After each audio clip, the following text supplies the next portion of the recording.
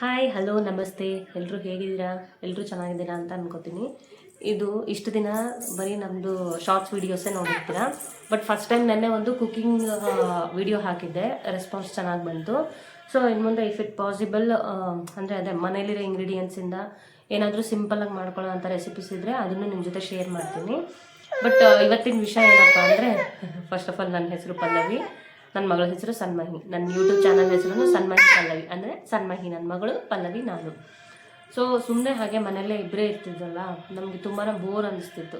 ಅದಕ್ಕೆ ನಾವು ಯಾರ ಜೊತೆನೂ ಅಷ್ಟು ಕಮ್ಯುನಿಕೇಟ್ ಮಾಡೋಕ್ಕಾಗಲ್ಲ, ನಾವಿರೋದು ಬೆಂಗಳೂರಲ್ಲಿ. ಸೊ ಯೂಶ್ವಲಿ ಗೊತ್ತಿರುತ್ತೆ ಸಿಟಿಯಲ್ಲೆಲ್ಲ ಲೈಫ್ ಹೇಗಿರುತ್ತೆ ಅಂತ, ಊರ ಕಡೆ ಇದ್ದ ಹಾಗೆ ಇರೋದಿಲ್ಲ. ಹಾಗಾಗಿ ಏನಂತ ಅಂದ್ಕೊಂಡೆ ಅಂದರೆ, ಸುಮ್ಮನೆ ಒಂದು ಯೂಟ್ಯೂಬ್ ಚಾನಲ್ ಸ್ಟಾರ್ಟ್ ಮಾಡೋಣ ನೋಡೋಣ ಅಂತ ಹೇಳಿ ಮಾಡಿದೆ. ಬಟ್ ಶಾರ್ಟ್ಸಿಗೆ ಆಯಿತು, ಚೆನ್ನಾಗಿ ರೆಸ್ಪಾನ್ಸ್ ಬಂತು. ಹಾಗಾಗಿ ನಾನು ಇನ್ನು ಮುಂದೆ ವ್ಲಾಗ್ ಥರ ಏನಾದರೂ ಮಾಡೋಣ ಅಂತ ಅಂದ್ಕೊಂಡಿದ್ದೀನಿ. ಅದಕ್ಕಿಂತ ಮುಂಚೆ ನಿಮಗೆಲ್ರಿಗೂ ಸಂಕ್ರಾಂತಿ ಹಬ್ಬದ ಹಾರ್ದಿಕ ಶುಭಾಶಯಗಳು. ಹಾಗೆ ಇವತ್ತು ಏನಕ್ಕಪ್ಪ ವಿಡಿಯೋ ಮಾಡ್ತಿರೋದು ಅಂದರೆ, ಸೊ ನನ್ನ ಮಗಳು ಈ ಥರ ಏನಾದರೂ ಒಂದು ಕಿತಾಪತಿ ಮಾಡ್ತಾನೆ ಇರ್ತಾಳೆ. ಅವಳ ಹಿಡಿಯೋದೇ ನನಗೊಂದು ಕೆಲಸ ಆಗಿಬಿಡುತ್ತೆ.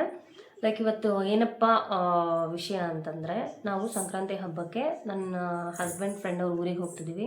ಯಾವ ಊರು ಏನು ಅಂತಂದು ಹೇಳಿ ನಾನು ನೆಕ್ಸ್ಟ್ ಸೊ ಏನಪ್ಪ ಅಂತಂದರೆ, ನಮ್ಮ ಮನೇಲಿ ಇರೋದು ನಾನು, ನನ್ನ ಹಸ್ಬೆಂಡು ಮತ್ತು ನನ್ನ ಮಗಳು, ನಾವು 3 ಜನ ಇರೋದು. ಸೊ ಅವ್ರ ಆಫೀಸಿಗೆ ಹೋದ್ಮೇಲೆ ನಾನು ನನ್ನ ಮಗಳು ಫ್ರೀನೇ ಇರ್ತೀವಿ. ಏನಂದರೆ ಇಡೀ ದಿನ ನನಗೆ ಇವುಗಳನ್ನ ನೋಡ್ಕೊಳ್ಳೋದ್ರಲ್ಲೇ ಟೈಮ್ ಹೋಗ್ಬಿಡುತ್ತೆ. ಇವೊಂದು ಎಲ್ಲ ತಾಯಂದ್ರಿಗೂ ಗೊತ್ತಿರುತ್ತೆ. ಬಟ್ ನಾನು ಬಿಫೋರ್ ವರ್ಕ್ ಮಾಡ್ತಿದ್ದೆ ಆ್ಯಸ್ ಎ ಮ್ಯಾನುಫ್ಯಾಕ್ಚರಿಂಗ್ ಇಂಜಿನಿಯರ್ ಆಗಿ. ಬಟ್ ಆಫ್ಟರ್ ನಮ್ಮ ಲಡ್ಡು ಹುಟ್ಟಿದ ಮೇಲೆ ಮನೇಲಿ ಅವಳ ನೋಡ್ಕೊಳ್ಳೋಕೆ ಯಾರೂ ಇಲ್ಲದ ಕಾರಣ, ಅಂದರೆ ಅಮ್ಮ ಎಲ್ಲ ಇರೋದು, ಅಮ್ಮನೂ ವರ್ಕಿಂಗ್ ಇದ್ದಾರೆ. ಸೊ ಅವರು ಬೇರೆ ಊರಲ್ಲಿ ಇರ್ತಾರೆ. ಅವರೆಲ್ಲ ಅವರು ಕೆಲಸನ ಬಿಟ್ಟು ಸಿಟಿಯಲ್ಲಿ ಬಂದು ನೋಡ್ಕೊಳ್ಳೋಕ್ಕಾಗಲ್ಲ, ಅದು ಗೊತ್ತಿರೋ ವಿಷಯ. ಸೊ ಹಾಗಾಗಿ ಏನು ಮಾಡಿದೆ ಅಂದರೆ, ನಾನು ರಿಸೈನ್ ಮಾಡಿಬಿಟ್ಟು ನಂದು ಇಡೀ ದಿನಾನ ನನ್ನ ಲಡ್ಡನ್ನು ನೋಡ್ಕೊಳ್ಳೋದ್ರಲ್ಲೇ ನನ್ನ ಟೈಮ್ ಹೋಗ್ಬಿಡುತ್ತೆ. ಸೊ ಅವ್ರ ಪಾಪ ಆಫೀಸಿಗೆ ಹೋದ್ಮೇಲೆ ನಾವಿಬ್ಬರು ಯೂಶ್ವಲಿ ಫ್ರೀನೇ ಇರ್ತೀವಿ. ಲೈಕ್ ಅಡುಗೆ ಮಾಡೋದೊಂದಿರುತ್ತೆ, ಮನೆ ಕೆಲಸದವ್ರಿಗೂ ಸಹ ಬರ್ತಾರೆ. ಅಂದರೆ ಇದಕ್ಕಿಂತ ಬಿಫೋರ್ ಇಟ್ಟಿದ್ದಿಲ್ಲ, ಇವಾಗ 2 months ಆಯಿತು ನಾವು ಕೆಲಸದವ್ರನ್ನ ಅಪಾಯಿಂಟ್ ಮಾಡಿಕೊಂಡು. ಯಾಕಂದರೆ ಇವಳು ಮಲಗಿದ್ದಾಗ ನನಗೆ ಈ ಕಸ ಗುಡಿಸೋದು, ಪಾತ್ರೆ ತೊಳೆಯೋದು, ಮನೆ ಕ್ಲೀನ್ ಮಾಡ್ಕೊಳ್ಳೋದು ಇದೇ ಕೆಲಸ ಆಗೋಗ್ಬಿಡುತ್ತೆ. ಯಾಕಂದರೆ ಮಲಗದೆ 1 hour 1.5 hour ಮಲಗಿದ್ರೆ ಆ ಡ್ಯೂರೇಷನಲ್ಲಿ ನಾನು ಇಷ್ಟೇ ಕೆಲಸ ಮಾಡ್ಕೊಳಕ್ಕಾಗೋದು. ಅದಾದಮೇಲೆ ನನಗೆ ಅಡುಗೆ ಮಾಡೋಕ್ಕೆ ಟೈಮೇ ಸಿಗ್ತಿರ್ಲಿಲ್ಲ. ಹಾಗಾಗಿ ನಾವು ಟೈಮ್ ಊಟದ ನಮಗೆ ತುಂಬಾ ಸಮಸ್ಯೆ ಆಗ್ತಿತ್ತು. ಹಾಗಾಗಿ ನನ್ನ ಹಸ್ಬೆಂಡ್ ಏನು ಡಿಸೈಡ್ ಮಾಡಿದರು, ಓಕೆ ನಾವು ಯಾರಾದರೂ ಕೆಲಸದವ್ರನ್ನ ಹೈರ್ ಮಾಡ್ಕೊಂಡ್ಬಿಡೋಣ, ಹಾಗಾದರೆ ನಿನಗೆ ಅವಳು ಮಲಗಿರೋ ಟೈಮಲ್ಲಿ ಬರೀ ಕುಕ್ಕಿಂಗ್ ಒಂದೇ ಕೆಲಸ ಇರುತ್ತೆ ಅಂತ. ಸೊ ಆಯಿತು ಬಿಡು ಅಂತ ಹೇಳಿ, ಯೂಶ್ವಲಿ ಗೊತ್ತಿರುತ್ತೆ ಸಿಟಿಗಳಲ್ಲೆಲ್ಲ ಕೆಲಸದವ್ರಿಗೆ ಎಷ್ಟು ಡಿಮ್ಯಾಂಡ್ ಇದೆ ಅಂತ. ಆದರೂ ಏನೋ ಪರವಾಗಿಲ್ಲ, ನಮ್ಮ ಬಡ್ಜೆಟ್ಟಲ್ಲಿ ನಮಗೊಬ್ಬರು ಒಳ್ಳೆ ಕೆಲಸದವರು ಸಿಕ್ಕಿದ್ದಾರೆ. ಸೊ ಅವರು ಯೂಶ್ವಲಿ ಆಫ್ಟರ್ನೂನ್ ಒಂದು 2 ಅಥವಾ 3 ಇಲ್ಲ, ಯೂಶ್ವಲಿ 3:30 4ಗೆ ಬಂದು ಅವರು ಎಲ್ಲ ಕೆಲಸ ಮುಗಿಸಿ ಹೋಗ್ತಾರೆ. ಸೊ ನನಗೆ ಇರೋ ಕೆಲಸ ಏನಪ್ಪ ಅಂತಂದರೆ, ನಾನು ಅಡುಗೆ ಮಾಡೋದು, ನಮ್ಮ ಲಡ್ಡು ನೋಡ್ಕೊಳ್ಳೋದು, ಇದಷ್ಟೇ ಕೆಲಸ ಇರುತ್ತೆ ನನಗೆ. ಸೊ ಈ ಟೈಮಲ್ಲೇ ನನಗೆ ಹೇಳಿದ್ನಲ್ವ, ಈಗ ಯೂಶ್ವಲಿ ಫಸ್ಟು ವರ್ಕಿಂಗ್ ಇದ್ದು ಇವಾಗ ಮನೆಯಲ್ಲೇ ಇರಬೇಕು ಅಂತಂದರೆ ಯೂಶ್ವಲಿ ಬೋರ್ ಆಗೇ ಆಗುತ್ತೆ. ಹಾಗಂತ ಇವಾಗ ಮಗಳನ್ನ ಬಿಟ್ಟು ನಾನು ಕೆಲ್ಸಕ್ಕೆ ಹೋಗೋಕ್ಕಾಗೋದಿಲ್ಲ. ಸೊ ಅದಕ್ಕೆ ಏನು ಮಾಡಿದೆ, ಓಕೆ ಒಂದು ಯೂಟ್ಯೂಬ್ ಚಾನಲ್ ಓಪನ್ ಮಾಡೋಣ ಅಂದರೆ, ಎಲ್ಲಕ್ಕಿಂತ ಮೇನ್ ಇಂಟೆನ್ಷನ್ ಏನಂದರೆ, ನನ್ನ ಮಗಳ ಜರ್ನಿನ ನಾನು ಒಂದು ಮೆಮೊರೀಸ್ ಥರ ಸ್ಟೋರ್ ಮಾಡ್ದಂಗಿರುತ್ತೆ. ಇವನ್ ನಾವು ಫ್ಯೂಚರಲ್ಲಿ ಏನಾದರೂ ನೋಡಿದರೆ ಅವಳದು ಸ್ಟೆಪ್ ಬೈ ಸ್ಟೆಪ್ ಗ್ರೋತ್ ಹೇಗಿರುತ್ತೆ ಅದೆಲ್ಲ ಗೊತ್ತಾಗುತ್ತೆ ಅಂತ ಹೇಳಿ ನಾನು ಮಾಡಬೇಕು ಅಂದ್ಕೊಂಡೆ. ಅದರಲ್ಲೇ ಹಾಗೆಯೇ ಹೆಂಗಿದ್ರು ಮನೇಲಿ ಏನಾದರೂ ಇರೋ ಇಂಗ್ರೀಡಿಯೆಂಟ್ಸಿಂದನೇ ಹೇಳಿದ್ನಲ್ವ ಆಗಲೇ, ಸಿಂಪಲಾಗಿ ಏನಾದರೂ ಮಾಡ್ಕೊಳ್ಳೋ ಅಂಥ ರೆಸಿಪೀಸ್ ಏನಾದರೂ ಇದ್ದರೆ, ಅಂದರೆ ಬೇಗ ಆಗೋ ಅಂಥದ್ದು ಏನಾದರೂ ಇತ್ತಪ್ಪ ಸಿಂಪಲಾಗಿ ಮಾಡ್ಕೊಳ್ಳೋ ಅಂಥದ್ದು ರೆಸಿಪೀಸ್ ಅಂತಂದರೆ, ಅದನ್ನು ನಾನು ಪೋಸ್ಟ್ ಮಾಡಬೇಕು ಅಂತ ಅಂದ್ಕೊಂಡಿದ್ದೀನಿ. ಅಂದರೆ ಲೈಕ್ ವಿಡಿಯೋ ಮಾಡಿ ಹಾಕೋಣ, ಅಪ್ಲೋಡ್ ಮಾಡೋಣ ಅಂತ ಅಂದ್ಕೊಂಡಿದ್ದೀನಿ. ಇಫ್ ಇಟ್ ಪಾಸಿಬಲ್ ನಾನು ಅದನ್ನು ಮಾಡ್ತಾ ಹೋಗ್ತೀನಿ. ಯಾಕಂದರೆ ನನಗೆ ಲಡ್ಡು ಮಲಗಿರೋ ಟೈಮಲ್ಲೇ ನಾನು ಅಡುಗೆ ಮಾಡ್ಕೋಬೇಕು ಹೇಳಿದ್ನಲ್ವ, ಆ ಟೈಮಲ್ಲೇ ಶೂಟ್ ಮಾಡ್ಕೊಳ್ಳೋದು ಅದು ಎಲ್ಲ ಸ್ವಲ್ಪ ಕಷ್ಟ ಆಗುತ್ತೆ. But still I will try ಮಾಡ್ತೀನಿ, ನೋಡೋಣ. ಹಾಗೆ ಇನ್ನು ಏನಪ್ಪ ಅಂತಂದರೆ, ಅದೇ ಹೇಳಿದ್ನಲ್ವ, ಇವಾಗ ನಾವು ಫ್ರೆಂಡ್ ಊರಿಗೆ ಹೋಗ್ತಿದ್ದೀವಿ ಅಂತ. ಅಲ್ಲಿ ನಮಗೆ ಯೂಶ್ವಲಿ ಪ್ಲ್ಯಾನ್ ಇರೋದು, ಇವತ್ತು ಬಂದು ಯಾವ ಡೇ, ಇವತ್ತು ವೆಡ್ನೆಸ್ಡೇ, ಇವತ್ತು ಬುಧವಾರ ನಾವು ಇಲ್ಲಿಂದ ಅರೌಂಡ್ 400 ಸಮಥಿಂಗ್ ಇರಬೇಕು, ಎಷ್ಟೋ ಕಿಲೋಮೀಟರ್ ಇರಬೇಕು. ಅಂದರೆ ಟೈಮ್ ಬಂದು 8 to 9 hours ಆಗುತ್ತೆ. ಇಲ್ಲಿಂದ ನಾವು ಟ್ರಾವೆಲ್ ಮಾಡಬೇಕಾಗಿರೋದು 8 to 9 hours. ಸೊ ಇವತ್ತು ನನ್ನ ಹಸ್ಬೆಂಡ್ ಆಫೀಸ್ ಇದೆ, ಅವ್ರೇನು ಹೇಳಿದ್ದಾರೆ, ಒಂದು 4 ಅಥವಾ 5ಗೆ ಬಿಡೋಣ, ಸ್ವಲ್ಪ ಬೇಗ ಕೇಳ್ಕೊಂಡು ಬರ್ತೀನಿ, 4 ಅಥವಾ 5 o'clock ಬಿಡೋಣ ಅಂತಂದಾರ. ಅಷ್ಟೊತ್ತಿಗೆ ನಾವು ಬಿಟ್ಟರು ನಾವು ಹೋಗಿ ರೀಚ್ ಆಗೋದ್ರೊಳಗಡೆ ಆಗುತ್ತೆ 12 ಅಥವಾ 1 o'clock ಆಗುತ್ತೆ. ಹಾಗಾಗಿ ನೋಡೋಣ. ಬಟ್ ಅಲ್ಲಿ ಎನ್ವಿರಾನ್ಮೆಂಟ್ ಏನು ಗೊತ್ತಾ, ಅಲ್ಲಿ ಎನ್ವಿರಾನ್ಮೆಂಟೇ ಡಿಫ್ರೆಂಟು. ಹಾಗೆ ಅವ್ರದ್ದು ಲೈಫ್ ಸ್ಟೈಲು, ಅವ್ರದ್ದು ಫುಡ್ಡು, ಅಂದರೆ ಬೆಂಗಳೂರಿಗೂ ಅಲ್ಲಿಗೂ ತುಂಬಾ ಡಿಫ್ರೆನ್ಸ್ ಇದೆ. ಮತ್ತು ಈಗ ಆಲ್ರೆಡಿ ನಾನು ಒಂದ್ಸಲ ಅವ್ರ ಊರಿಗೆ ಹೋಗಿದ್ದೆ, ಹಾಗಾಗಿ ನನಗೆ ಅವ್ರ ಮನೆ ತುಂಬಾ ಇಷ್ಟ. ನಾನು ಸಾಧ್ಯ ಆದರೆ ನಿಮಗೂ ಅದನ್ನು ನಾನು ಹೋಮ್ ಟೂರ್ ಥರ ಮಾಡಿ ತೋರಿಸ್ತೀನಿ. ಐ ಥಿಂಕ್ ನಿಮಗೂ ಇಷ್ಟ ಆಗ್ಬೋದು. ಯಾಕಂದರೆ ಹೇಳಿದ್ನಲ್ವ, ಅಲ್ಲಿ ವಾತಾವರಣನೇ ಬೇರೆ, ಅಲ್ಲಿ ಮನೆಗಳ ಸ್ಟೈಲೇ ಬೇರೆ, ಈ ಥರ ಅಂದರೆ ಅಲ್ಲಿ ಆರ್ಕಿಟೆಕ್ಚರ್ ಅಂದರೆ ಅಲ್ಲಿ ಎನ್ವಿರಾನ್ಮೆಂಟಿಗೆ ಹೇಗೆ ಬೇಕೋ ಆ ಥರ ಮಾಡ್ಕೊಂಡಿರ್ತಾರೆ ಎಲ್ಲ ಕಡೆನೂ ಅಷ್ಟೇ. ಹಾಗಾಗಿ ಬಟ್ ನನಗೆ ತುಂಬಾ ಇಷ್ಟ ಆಯಿತು ಅವ್ರ ಮನೆ. ಹಾಗಾಗಿ ಮತ್ತೆ ಇವಾಗ ಅವ್ರು ಇನ್ನೊಂದ್ಸಲ ಇನ್ವೈಟ್ ಮಾಡಿದಾಗ ನಾನು ಸೆಕೆಂಡ್ ಥಾಟೇ ಇಟ್ಕೊಳ್ಳಿಲ್ಲ. ಓಕೆ ಫೈನ್, ಅಲ್ಲಿ ಚೆನ್ನಾಗಿರುತ್ತೆ, ಹೋಗಿ ಬರೋಣ. ಅಂದರೆ ಲಡ್ಡುಗೂ ಅಲ್ಲಿ ಏನಂದರೆ ಅವ್ರ ಮನೆ ತುಂಬ ಸ್ಪೇಷಿಯಸ್ ಇದೆ. ಅಂದರೆ ಯೂಶ್ವಲಿ ನಾವು ಸಿಟಿಯಲ್ಲಿ ಏನಂದರೆ ಒಳಗಡೆನೇ ಇರ್ತೀವಿ. ಇಲ್ಲಿ ನಮಗೆ ಒಂಚೂರು ಜಾಗ ಸಿಗೋದೇ ಹೆಚ್ಚು. ಪಾರ್ಕಿಂಗ್ ಇತ್ತು ಅಂದರೆ ಅದೇ ದೊಡ್ಡ ಮಾತು. ಈ ಥರ ಎಲ್ಲ ಇರಬೇಕಾದ್ರೆ ಅಲ್ಲಿ ಅವ್ರ ಮನೆ ಹತ್ರ ಏನಂದರೆ ಮುಂದೆ ಫುಲ್ಲು ವರಾಂಡ ಥರ ಇದೆ. ಸೊ ಅಲ್ಲಿ ಮಕ್ಕಳಿಗೆಲ್ಲ ಆಟ ಆಡೋಕ್ಕೆ ಚೆನ್ನಾಗಿರುತ್ತೆ. ಸೊ ಯೂಶ್ವಲಿ ನಮ್ಮ ಲಡ್ಡುಗೆ ಆ ಪ್ಲೇಸ್ ತುಂಬಾ ಇಷ್ಟ. ಅವಳಿಗೆ ಎಕ್ಸ್ಪ್ಲೋರ್ ಮಾಡೋಕ್ಕೆ, ಅವಳಿಗೆ ಅಲ್ಲಿ ಆಟ ಆಡೋಕ್ಕೆ ತುಂಬ ಚೆನ್ನಾಗಿದೆ.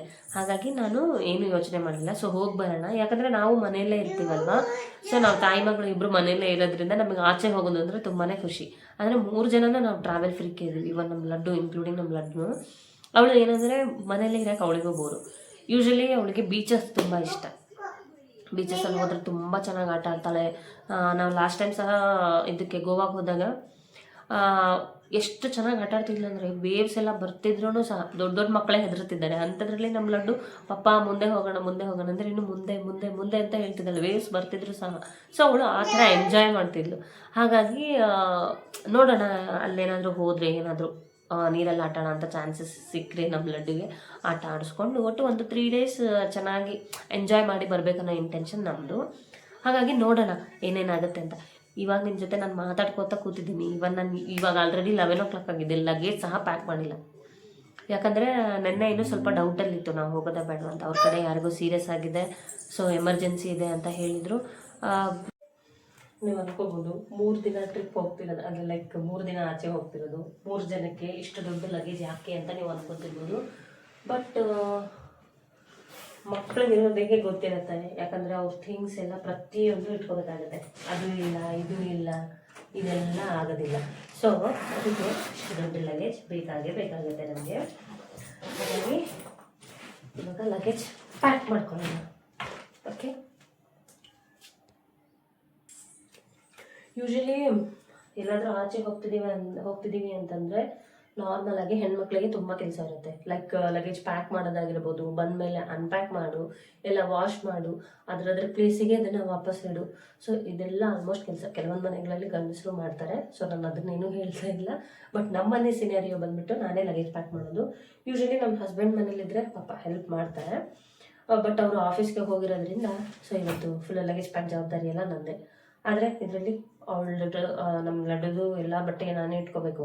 ಸೊ ನನ್ನ ಬಟ್ಟೆ ಯಾವ್ದಾವ್ದಂತ ಇಟ್ಕೋಬೇಕು. ಈವನ್ ನನ್ನ ಹಸ್ಬೆಂಡ್ದು ಯಾವ್ಯಾವ ಡ್ರೆಸ್ ಇಡಬೇಕು ಅಂತ ನಾನೇ ಡಿಸೈಡ್ ಮಾಡಿ, ಇಷ್ಟೇ ಎಲ್ಲ ನೆನಪು ಮಾಡಿ ನಾವು ಇಟ್ಕೊಂಡಿದ್ದೀವಿ ಅಂತ ಅಂದ್ಕೊಂಡ್ರು ಏನಾದರೂ ಒಂದು ಮರ್ತಿರ್ತೀವಿ. ಅದು ಯಾವಾಗ ಗೊತ್ತಾಗುತ್ತೆ ನಮಗೆ, ಲೈಕ್ ನಾವು ನಮ್ಮದು ಡೆಸ್ಟಿನಿ ಆಲ್ರೆಡಿ ರೀಚ್ ಆಗಿರ್ತೀವಿ, ಇಲ್ಲ ಅಂದರೆ ನಾವು ಆನ್ ದ ವೇ ಇರಬೇಕಾದ್ರೆ.